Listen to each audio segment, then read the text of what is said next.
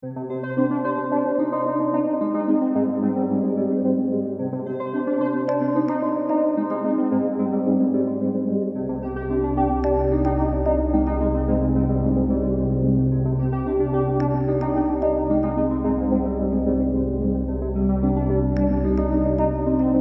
this episode of Scammer Stories, for years we've heard from victims a lot on how they were mistreated by police after getting up the nerve to report their story.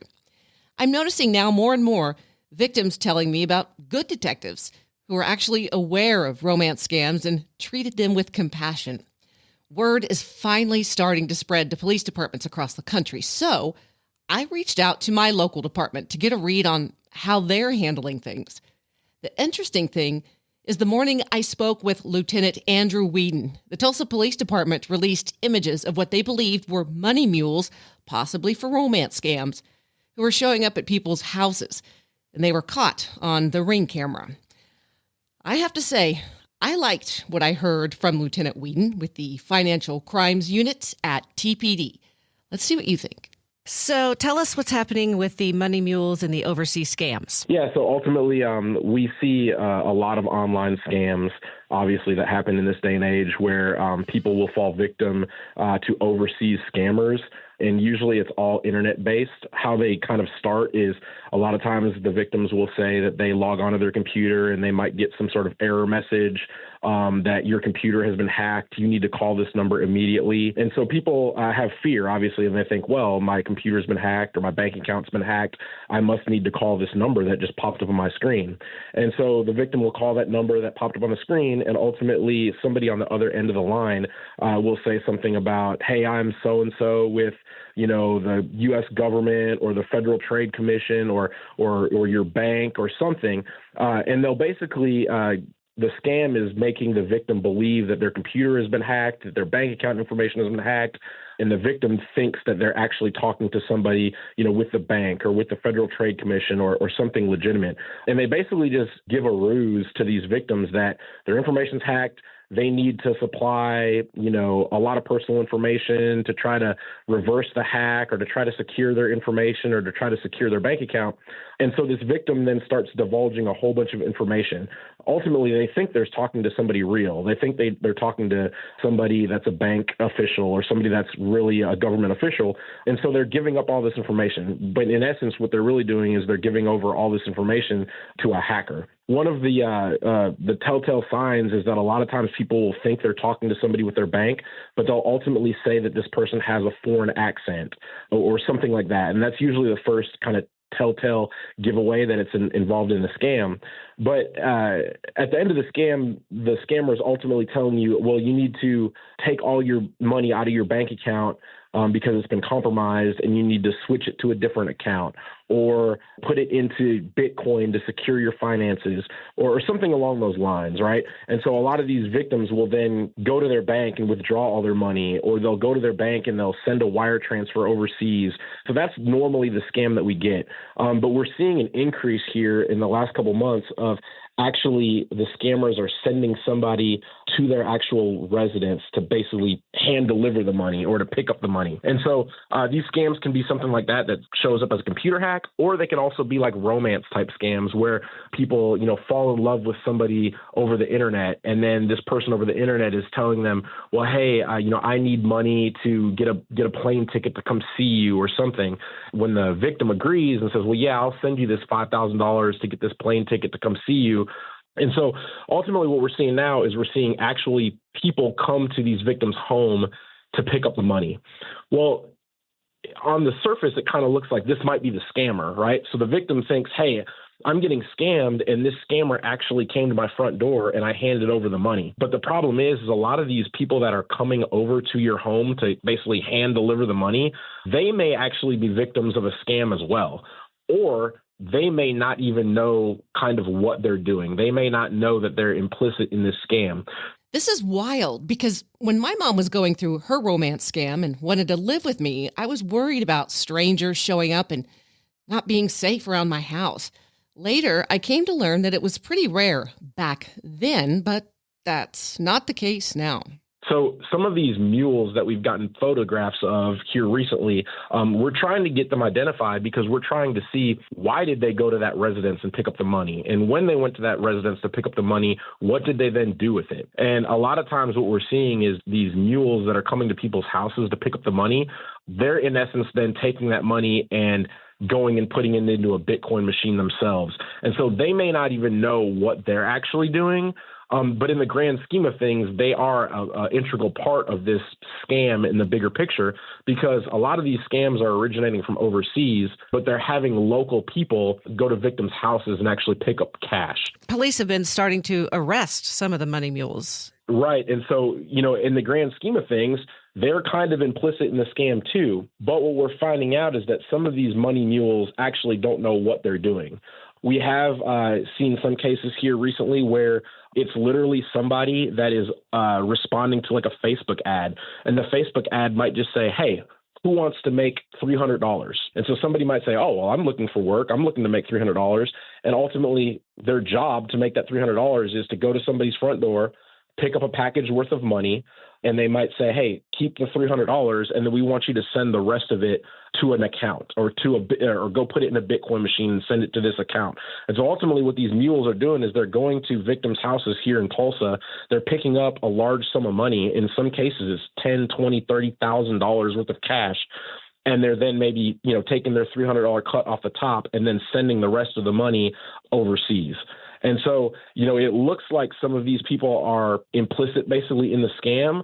However, we want to find out who these people are because we want to get to the bottom of why did they go pick up this money from this residence? Where did they send the money to? And so in some cases, these people might be involved in the scam.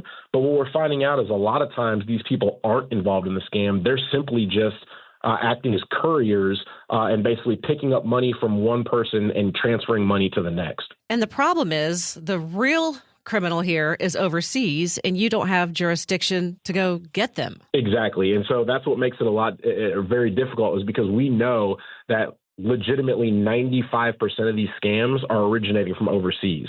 However, a victim is probably going to be more implicit to hand over some cash to a victim here in the United States rather than, go take their money out of the bank and send it overseas. It makes it a little bit more realistic for the victims because they think, oh my gosh, I need to do this. Somebody from the Federal Trade Commission is going to come to my door and pick up this money for safekeeping.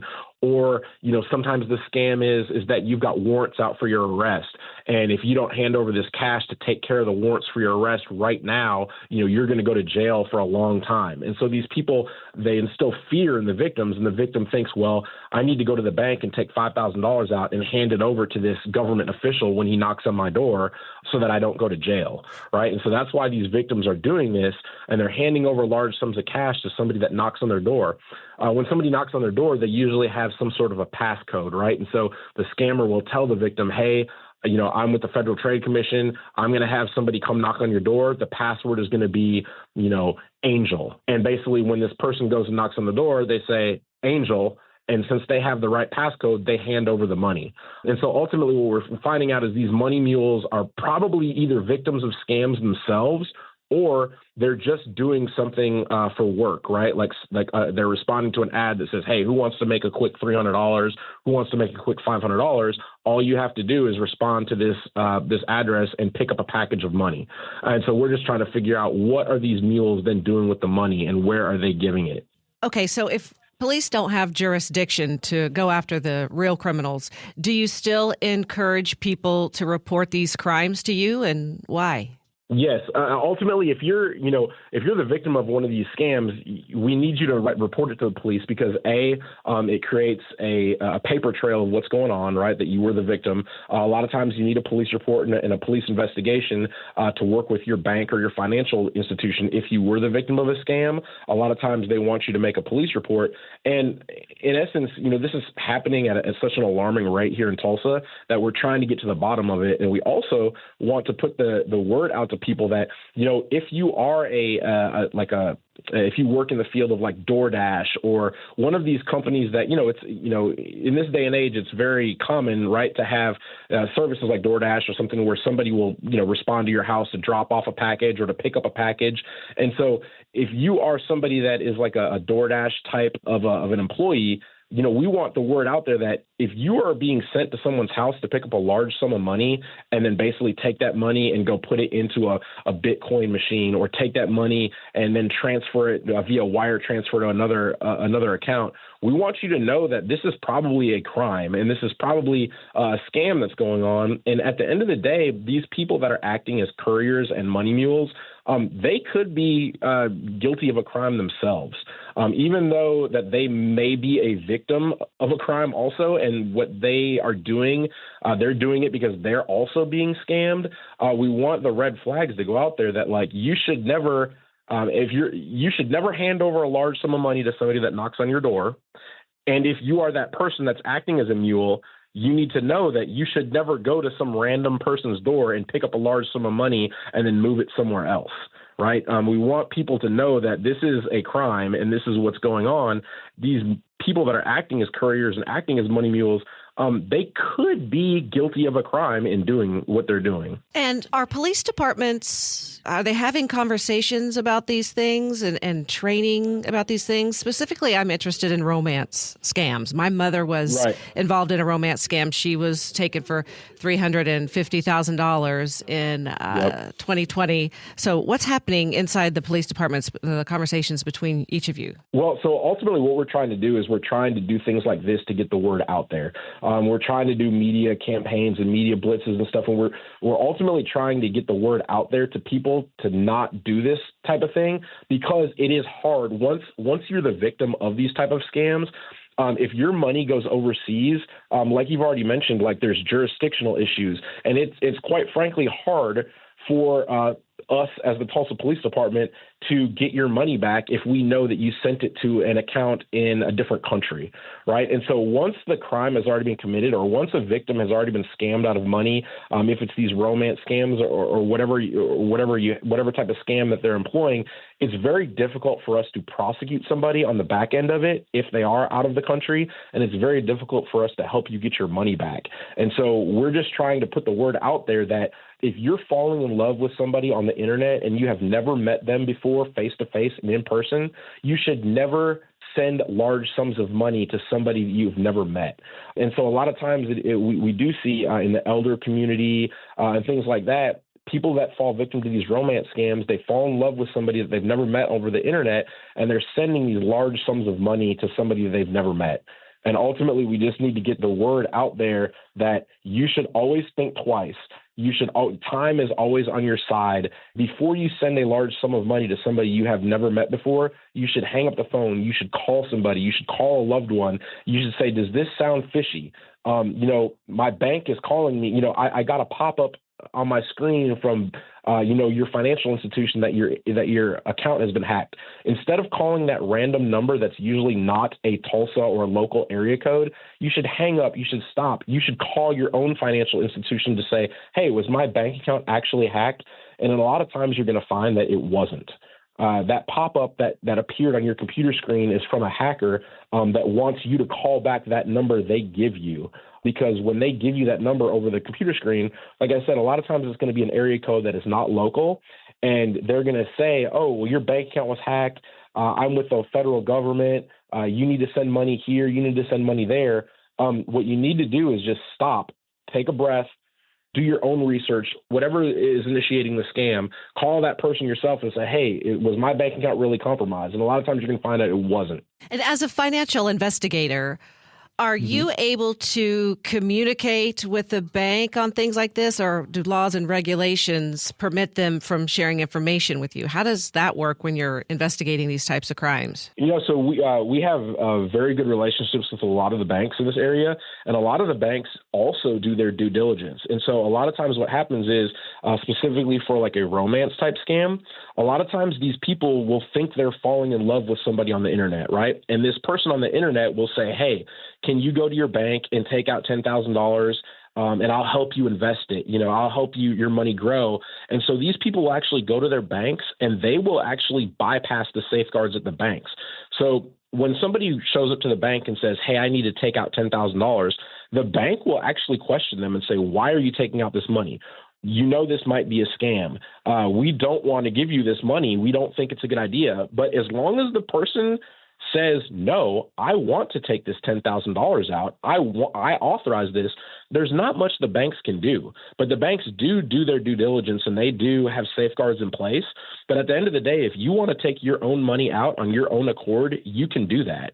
And so a lot of times what we're seeing in the romance scams is these people, they truly believe they're falling in love with somebody. They truly want, if they feel like they've been in a years-long relationship with somebody and this person has basically told them, hey, take out $10,000 and I can help you grow your money, or take out this $10,000 because, I live in a different country, but I need this $10,000 so that I can buy a trip to come see you and all this kind of stuff. These people will just fall victim to these scams and they'll go and take their money out on their own accord. Now, once they take their money out from the bank on their own accord, usually what we're seeing is they're then being told to go put it in a Bitcoin machine to send to this person, because a lot of times they are overseas and they'll con these victims with these big elaborate schemes and stories. And so the banks here are doing a very good job. But at the end of the day, if you want to take your money out of your own bank, there's not really a bank that's going to say, no, we're not going to let you withdraw your money. So I've talked to victims from around the world. You sound like, you know, you're obviously well versed in this, but sometimes in the past, a victim would go to a police department and they'd just be laughed at and the police officer would just say, you gave your money away. There was no crime here. Is that because that police weren't really aware of what was going on before? Or how do you handle it when someone comes to you with a story like this now? Yeah. So ultimately, when they come to us, I think the reason why is because we know that a lot of times these scams operate overseas.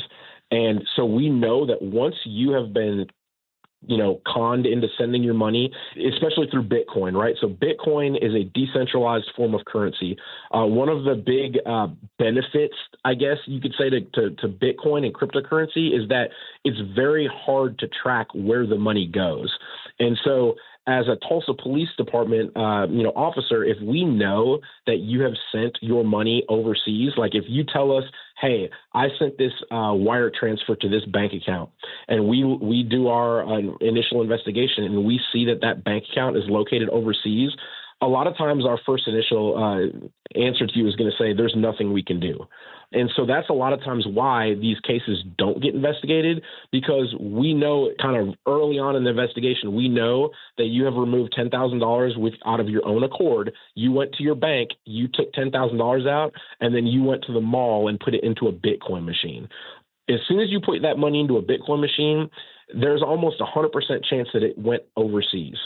And then just you see with the jurisdictional lines, and it's very hard for us to say if we know that your money went to, let's just say, Nigeria. There's almost nothing we can do once your money has gone to Nigeria for obvious reasons. We can't get on a plane to Nigeria and go track down the suspect and, bring him back to Tulsa and put him in jail. So it's one of those deals where it's like with these scams, one of our number one things to do is just try to educate the public as to you should never send large amounts of money to somebody you have never met in person. So there's no way to fix that either, is there? I mean, there's not a law that can be passed here that would give us jurisdiction to go over and catch these guys. I just don't know what the answer is, because this is going to be a bigger problem with AI and everything. It's just growing. Exactly. And so, I don't want to use the term that like you could never do it. However, it would then fall onto the federal government, right? So it would fall to agencies like the FBI or like the Secret Service. And however, I will tell you that if we're talking large sums of money, so there's certain instances where maybe a company or corporation has been defrauded or scammed and they sent a couple $1 million overseas, that might be something that the FBI might look into. But a general person that might have sent $10,000 overseas, that's just not going to meet the threshold for a federal investigation. So we talk about this Bitcoin thing. The recent case, we've seen that really disturbing video of the elderly woman who was at the Bitcoin machine at Woodland Hills Mall. Was that part of a romance scam? Yes. And so I don't know exactly what that case entailed. Quick side note here. This was a story I covered at the news station recently where an elderly woman went to the mall and was standing at the Bitcoin machine with a bucket full of money when a young thief saw an opportunity. He brutally attacked the woman, leaving her severely injured, and the surveillance cameras captured it all. It took police a while to track down the suspect, even though he had his name and a previous mugshot. I'll put a link to the video in the show notes, but it's pretty hard to watch. It has all the telltale signs. Whenever you see like an elderly person, especially, and these scammers prey on the elderly, and they prey on the elderly because a lot of times elderly people will have their whole life savings, right? And so they'll have a bank account with a large sum of money in it, and they'll prey on these elderly people to go do these types of things. So without being able to speak on that specific case, I have no doubt that that person probably was a victim of a scam of some sort, right? Whether it be a romance scam or one of these pig butchering scams, which is basically when, somebody will say, hey, we can double or triple or quadruple your money. We can invest it for you. Go take out, your $50,000 life savings, send it to us, and we'll triple it and then send it back to you. And so some of these people just think it's too good to be true, right? And so they say, oh, wow, I can triple or quadruple my money by sending it to this person. And usually these scams, kind of grow over time, right? And so these scammers are trying to gain the trust of these people, of these elderly people. And so they may gain the trust of these elderly people by talking to them over the internet for months at a time, right? And then after a couple of months of talking with these people, or if it's a romance scam, falling in love with these people, or whatever the case may be, they build up this trust. And then at the end of the day, they take it to this Bitcoin machine and send it overseas.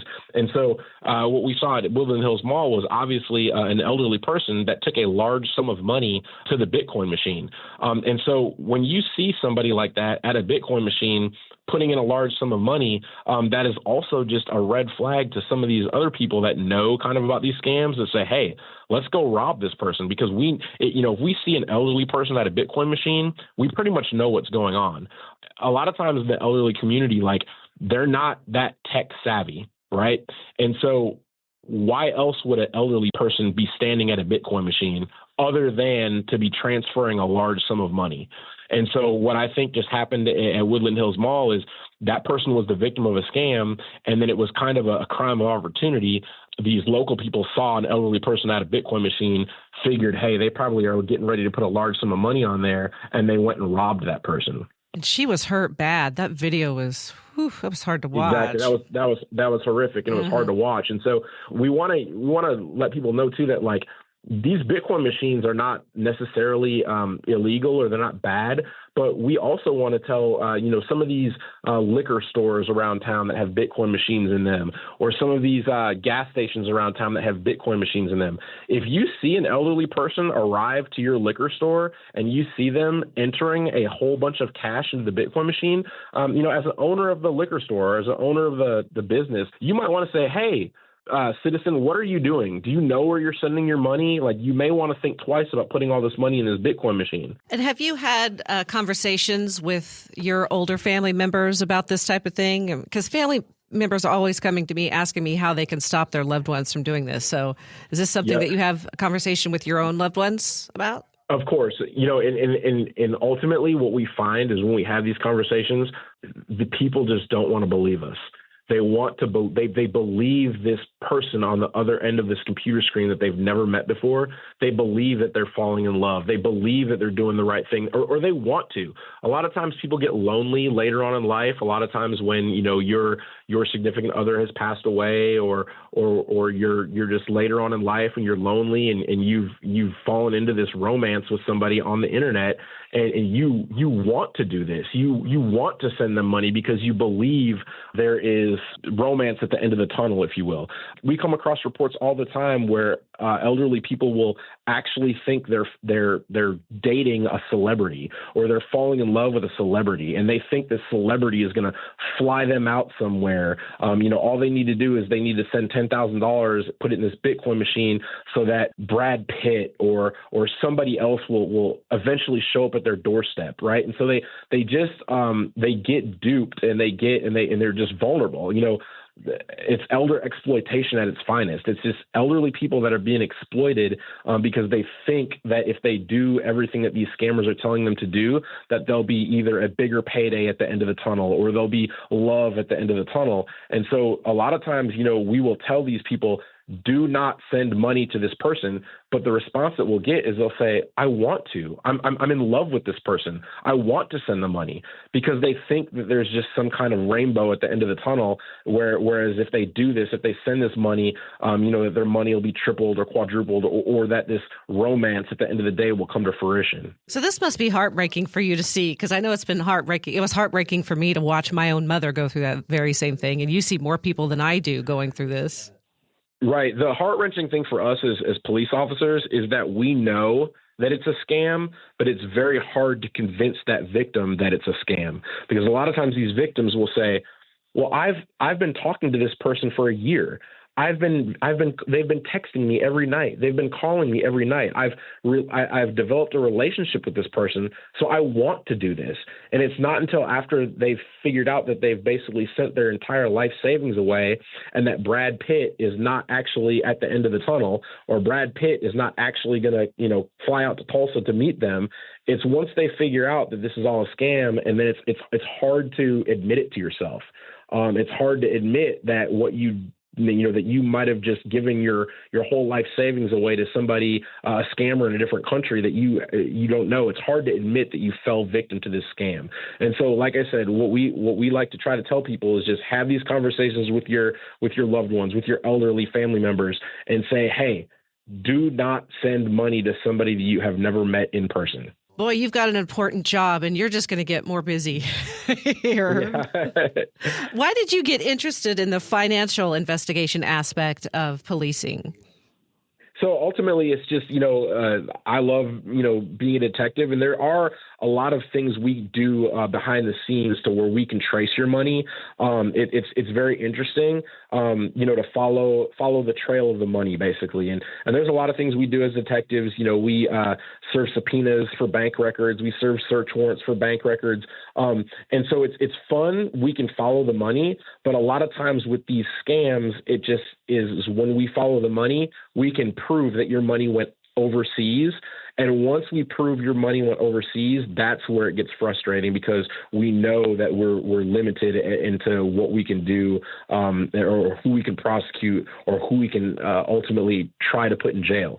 A lot of these other crimes that we investigate, the people are located within the United States, or the people are located here locally. And those are the cases that we really have a good prosecution rate on. It's just a lot of these scams originate from overseas. And once we know that once we follow the money, and once we do a little bit of investigating and follow the money, and once we know it went overseas, that's where it's heartbreaking. And so, one of the things that I really like to do in the position that I'm in is interviews like this, or trying to, educate the public, because ultimately these online scams, these romance scams, these elder scams, the only way that you can stop them is to get the information out there, to think twice before you send money to somebody that you don't know. Have you ever been able to bust a scammer in your jurisdiction? So yeah, ultimately there's different types of scams, right? And a lot of the ones that we have success on here are the local scams where, people are posting things for sale on Facebook Marketplace. And then, you're sending somebody a large down payment to hold a vehicle or something like that. And then, you get scammed out of your money. A lot of those ones we have success on, but typically the romance scams, your stereotypical romance scam, or your phishing scams where you're basically just clicking on a link that's infecting your computer, and now the scammers have access to your bank accounts and stuff. Those ones are extremely difficult, and we do not have the success in basically bringing a suspect to justice. We just don't have the success rates on those, and that's why we're trying to get the information out about these online scams, or about these anything that originates over the computer is very difficult for us to solve. I'll also put a link to the money muling pictures that we were talking about in the show notes. Really quickly, if you want to reach me, be sure to use the Scammer Stories Podcast at gmail.com account. Many of you are sending me message through fan mail with questions, and I can't respond to you with those. The software just doesn't collect any way for me to reach you. Okay? So, Scammer Stories Podcast at gmail.com. Until next time, Scammer Warriors.